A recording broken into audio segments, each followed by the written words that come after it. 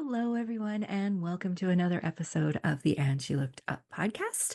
As always, I am your host, Melissa, and this week we're back with another episode in our Prep for the Holidays series. I think we are up to task number 8 this week, and we're going to be talking about markets. So, prepping for markets, applying for markets, all the early stuff that we need to do if we want to participate in holiday markets this season.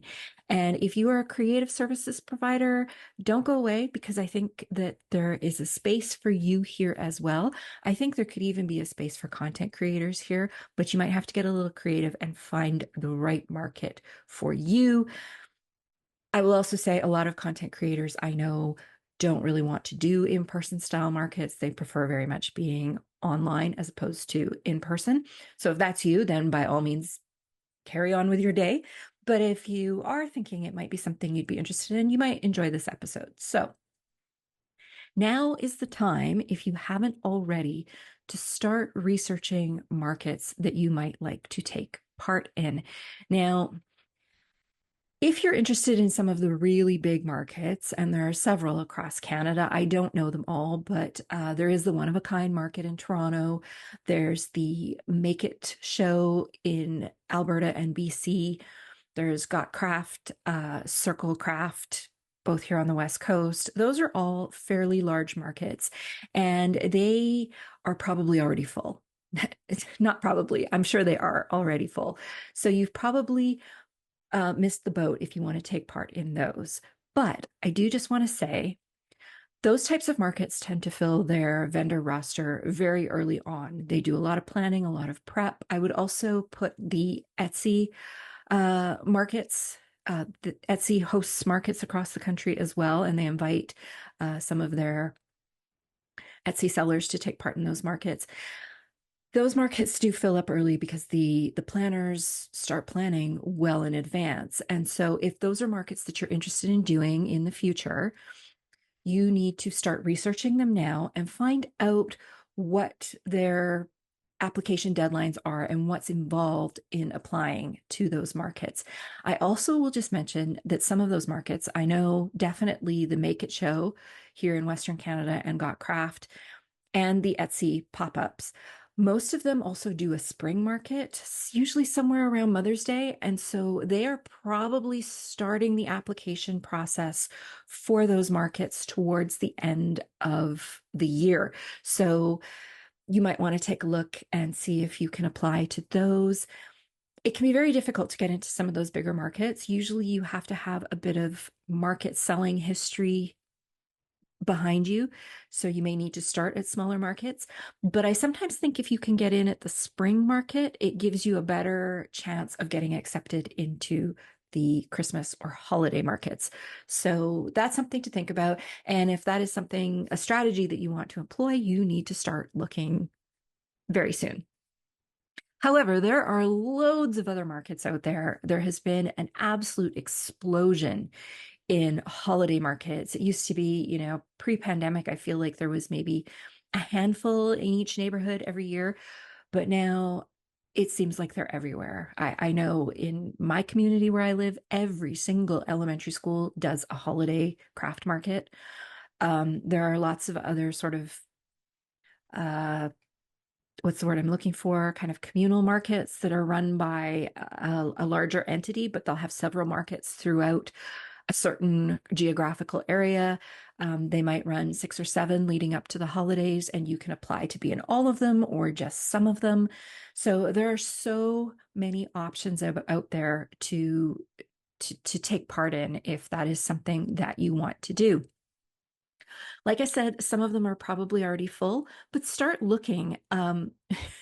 One of the ways that I found very effective to start finding other markets was I got served up an ad on Instagram for a market collective here in BC that was advertising. And I was curious and I clicked on it. And by clicking on, we all know what happens when we click on an ad on Instagram or Facebook.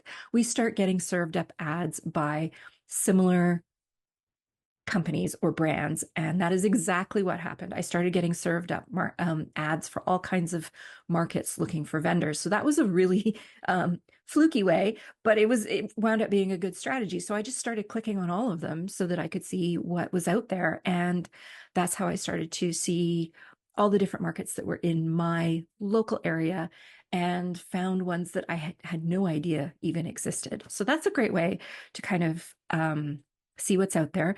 There also tends to be a lot of Facebook groups out there that are specifically for vendors searching for markets or markets searching for vendors. And it is worth taking a look on Facebook to see if there are any near you and joining them, because that is where a lot of market organizers will advertise their markets when they're looking for vendors. And if you have a very specific or unique niche, it's a great way to put it out there that you're looking for markets to sell at and see if anybody out there bites. So it's a two-way street. So that's another great way to find markets. If you're just starting out, school markets are a great place to get started. They tend to be much more low key. They tend to accept people right in the community. So if this is your local school district, you probably have a pretty good chance of getting a spot or two.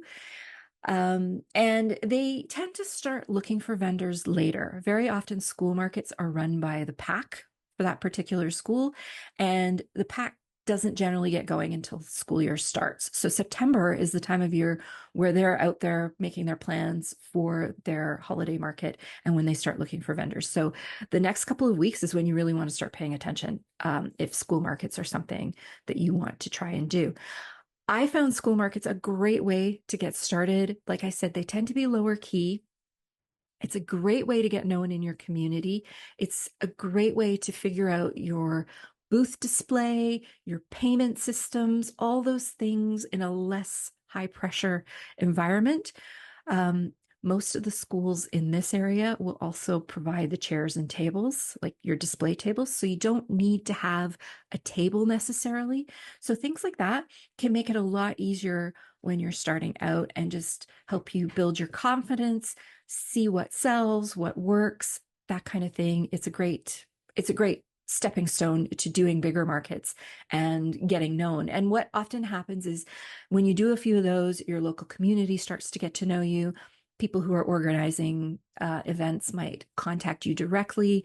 Some businesses will do pop-up markets within their business and invite local artists or makers to take part.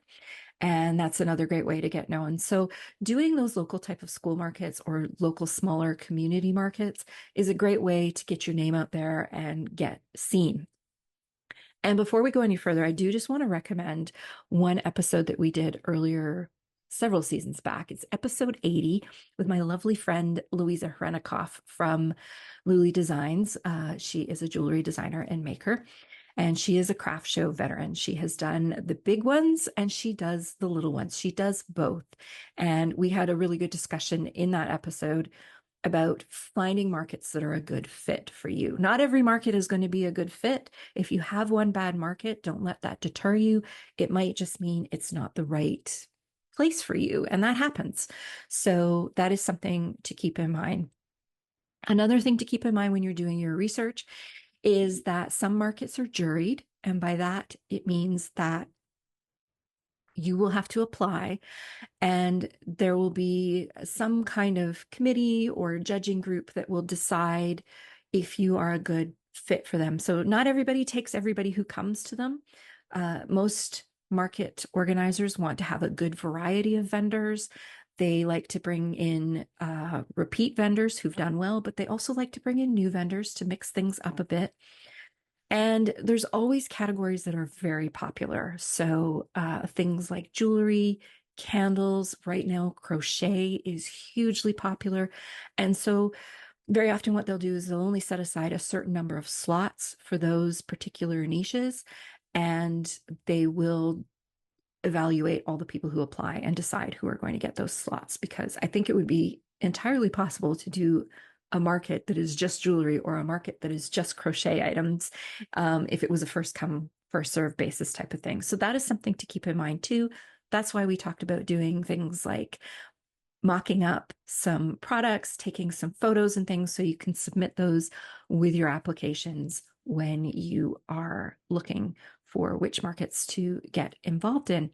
So there's a few things there that you want to keep in mind. You want to start doing this early. And if you want to take part in those big markets, but you don't have any market experience behind you, starting now with some smaller holiday markets is a great way to kind of, like I said, build up your confidence, but also your experience and be able to put that on your market applications come next year when those bigger markets are calling your name.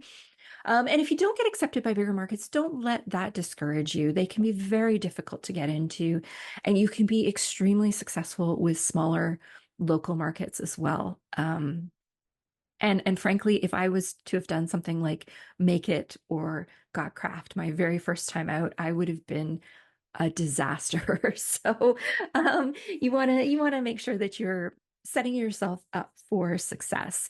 You don't need to apply to everything, but try and evaluate the ones that you think you would be a good fit for. And there's a lot of other things that can come out of doing these smaller markets. You get to meet a lot of other vendors, and you can ask them about the markets they've been in and take notes. They'll tell you the ones that they did really well in. They'll tell you who's a great organizer. They'll tell you who's a hot mess, which ones they try to avoid, all that kind of stuff. It's a great tool to gather more information and do a little more research on what's out there.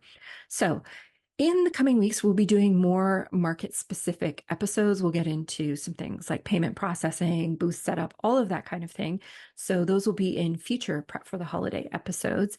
And like I said, if you are new to markets, go back and take a listen to episode 80. Louisa gave so many tips on every aspect of participating in maker markets. And I do just want to say, because I mentioned if you're a creative services provider, don't run away. Do not be afraid to apply to markets as a service provider. There are lots of opportunities for you out there. I've been at lots of markets where creatives who do services have been in attendance. In my community, henna artists tend to be in big demand. There's a lot of them who will attend and do henna live at their booth. I have also seen photographers take up a booth and do things like offer like really quick and dirty headshots, or they'll have a lot of different backgrounds where you can come and do pose, and they'll just do kind of, really quick 5-minute sessions, and you get a few photos and they just charge a flat rate kind of thing. I have also seen photographers who bring like a wedding lookbook if they're a wedding photographer and show the weddings that they have done, and just talk to anybody who might be interested in hiring them for a wedding. Remember, as we get closer to the holidays, people have family and things visiting, and they might be interested in doing family portraits. This is a great opportunity for you to market your services. I will say, don't necessarily expect to make a lot of money in the moment at the market, but consider it a marketing opportunity. I have a friend, Kristen Rainey. She's been on the show before, Shifting Blooms, Shifting Roots. She is a flower farmer and she does wedding flowers. And so she will often do markets. And while she may not book a lot of brides at the markets, she will very often book a lot of brides in the couple of weeks after the market, after they've had time to go home, digest, and think about what they saw. So think of it as a potential marketing opportunity for you. So you could also join forces with a local makeup artist and a local hairstylist and come together and get a booth at some of these events, and as kind of like a whole package deal, like, come work with us, and there'll be somebody there to do your makeup, somebody to do your hair, and we'll do family portraits, or we'll do headshots, or whatever the case may be, glam shots. There's a lot of different ways that you could do that. I have also seen travel agents who specialize in things like Disney vacations for the whole family type of thing, who have done holiday markets and spring markets. I've also seen a lot of bakers. There's usually food at markets. So if you're a baker, you could also do markets with your goodies. Those always tend to go over very well. So there's lots of opportunities there if you are a service provider. Just think about how you could sort of rejig and offer something at the market that's like a smaller version of what you do. So it could be like the fun backdrops as a photographer. It could be 5 minute mini makeovers. When I worked in cosmetics in a pharmacy, we used to host ladies' nights, and we would do mini manicures and 5 minute mini makeovers and stuff like that. And people loved it. And so I think there could be a place for something like that. If you're a hairstylist, you could demonstrate how to do like a 60-second updo or something, or how to do the messy bun, those types of things.